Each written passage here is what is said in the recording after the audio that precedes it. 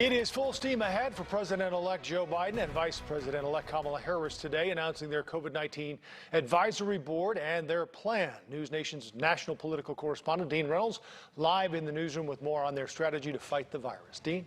Joe, not waiting for a concession from President Donald Trump, the president-elect says he is moving quickly to get to work on the threat to this country that won't go away. Today, that work begins. It starts with doing everything possible to get the COVID-19 under control so that we can reopen our businesses safely and sustainably, resume our lives, put this pandemic behind us. Mr. Biden today held a call with his new COVID-19 Advisory Council chaired by Dr. Vivek Murthy, a former Surgeon General under President Obama, David Kessler, a former FDA commissioner, and Dr. Marcella Nunez-Smith of Yale University. The purpose of this is to let you know what we're going to do once sworn in. And so there's a need for bold action to fight this pandemic. We're still facing a very dark winter. There are now nearly 10 million COVID cases in the United States. Also named an advisor was Dr. Rick Bright, a former top Trump administration official specializing in vaccines. He was removed from his post after publicly stating his warnings to acquire masks and other supplies were being ignored.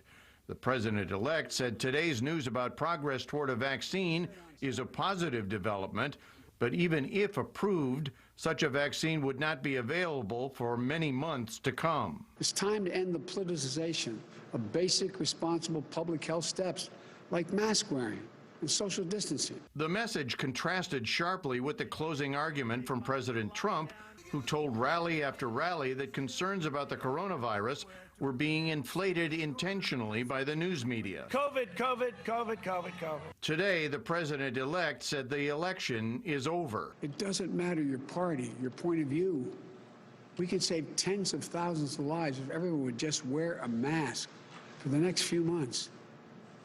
Not Democrat or Republican lives, American lives. With large panels labeled Office of the President-elect and a podium reading the same words, the optics today suggested the passage of power is well underway, even though there is no constitutional office of President-elect and no such title will be officially conferred until the Electoral College convenes after the second Wednesday of December.